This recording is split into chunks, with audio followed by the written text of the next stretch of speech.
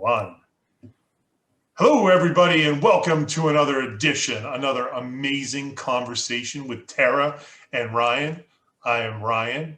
Tara, how are you? Tara. Hi, I'm good. How are you?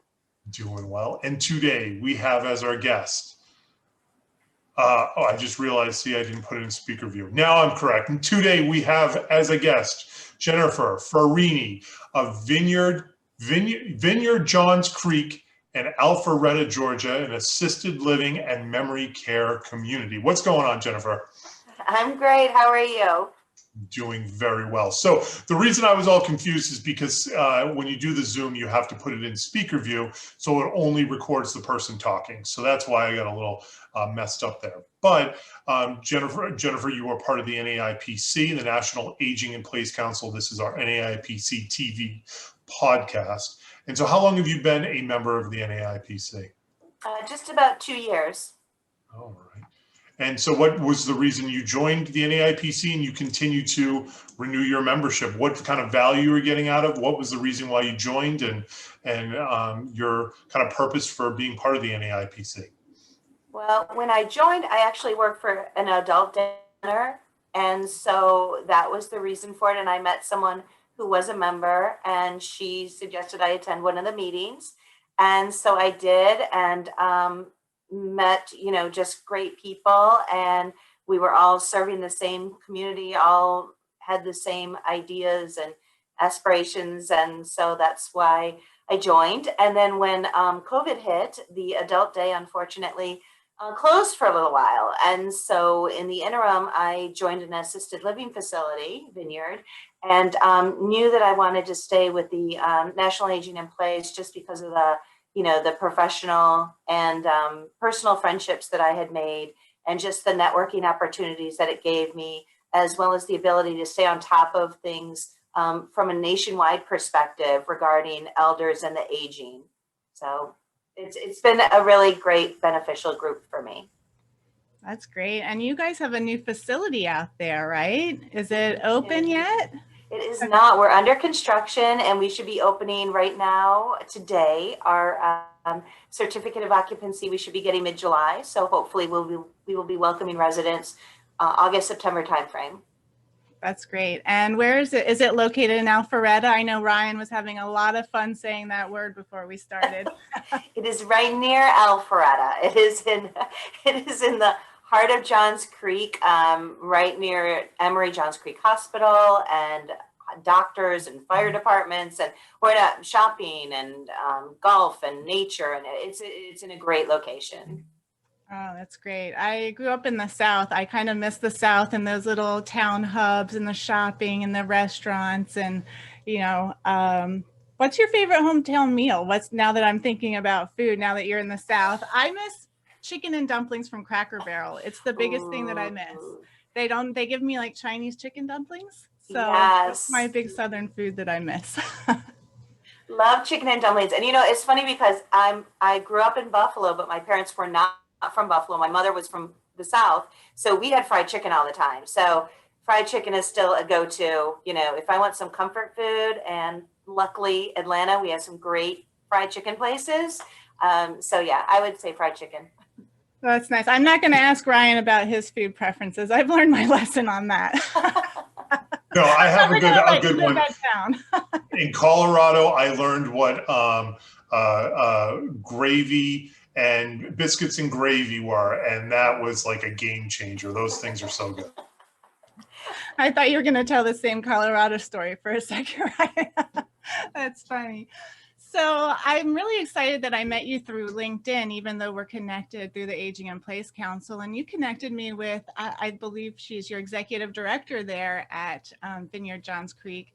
And she's going to be putting on a great presentation for us next month on senior living options for aging in place professionals. So maybe you could just give us a hint on what options that you all offer there at the Vineyard Johns Creek as far as for the seniors that come in.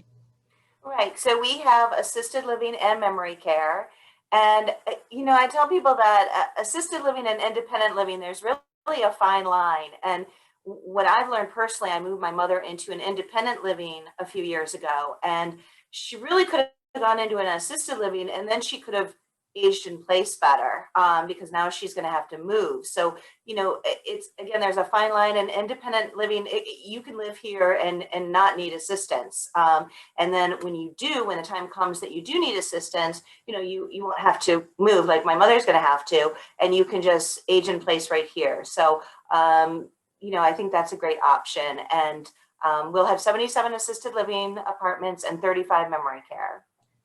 Oh, that's great. I guess that's probably one, I would guess, common myth about places like that, that you need assistance when you moved in, but there is actually independent living. So that's fantastic. I know my grandparents were in a place like that where they just slowly received additional care, and it was so easy to have people come to them instead of continually moving them. So that's great. And I'm always amazed, even going into the, assisted living, the vibrant, the people who live there. I mean, they are social. They want to do things. They're active. They're not what people have a preconceived notion of, people sitting around and not doing anything. I mean, these people want to play games, and they want to dance, and they want to listen to music. So even with assisted living, they still have an activities director and keeping them busy, because that's what they want to be doing. Yeah, that's great. So maybe you could describe the process a little bit behind, if a family member is looking for a place like yours. What are some of the questions that they need to ask, or some of the steps they should go through? So I think it's good for them to, first talk to their parents and see what's important to them. Is it care? Is it service? Is it dining? I had a woman come in the other day, and her mother was, those were her top two: care and dining. That's what she cares about. So, and address those. And look around. The fun thing, I was just telling someone, the fun thing about senior living communities is each one has its own different feel. I mean, they're all different. And that's what makes it so great, is that you go into one, ours is going to be bright and spacious and modern. And what I think is beautiful. Some people may want the homier kind with the, the stack stone fireplace and the wood beams. And so it's just a very different feel. It's like looking for a house. You walk in and you either feel comfortable or you don't. So I think shopping around is good. Get talking to the people, talking to the sales director, see how the staff is when you walk through the place. Are they smiling? Are they, greeting you? I think that's a good indicator too of the care and the service. And if the employees are happy, because if the employees are happy, then that the residents are going to be happy. So I think it's important to look at all those things and just do your homework. And that'll make the process a lot easier. So I have a theory about the Pilgrims that landed in Massachusetts, and I promise I will bring this around to your industry. I truly believe that the Pilgrims landed in Massachusetts, and they were very conservative about the land, because they didn't know how much land they had. And the further west they kept going, the more that they just said, hey, take more land. Ohio, yeah, we'll give you a ton of land. And then they kept going west, and they said, oh my God, we have so much land. Missouri, South Dakota, North Dakota, Colorado, they got down to Texas, and they basically gave Texas everything. And then it kept growing bigger and bigger until they got to California. They just didn't realize how much land they had. And the reason I bring this up is, in Massachusetts, we have these small little states in New England. And we have a problem where in Massachusetts, the regulations with assisted living, see, I brought it back around. The assisted living regulations are very strict in Massachusetts, where it has to be strictly assisted living in terms of very little extra assistance. While up in New Hampshire, you have different regulations where they can be a lot closer to kind of like a nursing home. They can do a lot more in terms of medical assistance to the individuals that live in their assisted livings in that state. So my question for you is that where does the Georgia laws kind of fall into? Because I don't think a lot of people who might be nationally listening to this podcast or watching this video might realize that what you can do in Georgia is a lot different than what might be able to be done in Florida, which you share a border with, which isn't necessarily in Atlanta. But what are you allowed to do in an assisted living in Georgia versus in, what would be other states around you? Yeah, that's a great question, Ryan. And actually, I honestly think it varies from facility to facility. Like there are definitely assisted livings around us that take higher acuity patients than maybe we might not. I know we won't take a trach and things like that. So Vineyard has its own parameters. And that's not to say, the state's not governing that, but they have their own parameters. And then, the assisted living down the road takes higher acuity patients. So it's just, and of course, we all want what's best for the residents. So, we'll find the best care and service for them for their situation, but it does vary. Oh, that's interesting. Like in Massachusetts, I don't believe they can accept a trach person at all, like by law, into an assisted living. While up in New Hampshire, they might be able to do that. So it's being in the smaller states with lots of borders and being able to travel quickly through states changes the layout of things. So I just thought that might be interesting to find out how how Georgia differs. Yeah. So I'm curious how you got into aging services. You went from adult daycare to this. How did you enter into the world? Well, it's interesting. My background is marketing and communications, and so I was working. I've been working in churches and schools and Kaiser Permanente, different places, profit and not-for-profit companies. And I had a former boss that called me a couple of years ago, and she was the president of this adult day. And she said, "What are you doing?" And I told her, and she said, "Well, I think I have a great opportunity for you that will really hit home." And so I went out there, and it was the adult day. And originally, it was supposed to be for adult seniors as well as disabled adults. And they kind of modified it after they opened. But I have a special needs son, and I have an 89 mother that lives in the area. So kind of tugged at both my heartstrings. And I said, I was done. I was like, this is amazing. I didn't even know this existed. And so I joined them. And then when, like I said, they closed for a little while, they're back open. But when I closed, I knew I wanted to stay in senior living. I hadn't been in it that long, but I had met such amazing people, just so supportive. And I loved working with seniors, I found. And it was my place to be. So I'm in gratitude to her because she brought me into the area, but I won't think of leaving it now that I'm in it. I just love it. So. That's great. I think one of the common themes we're seeing here is everyone we've been interviewing has had a personal connection somehow, or a personal experience with their family, or a loved one that has gotten them into this work. And so it makes it extra special and gives it a little more meaning for me personally, and I'm sure for you as well. So I'm really excited that you joined us today, and it was great to get to know you a little bit more and learn about your organization out there. Is there any question that you wish people would ask you? Any one thing that you'd like to share that no one ever asks? I want people to know that we're, especially now before we open, that we are a resource for caregivers and seniors in the community.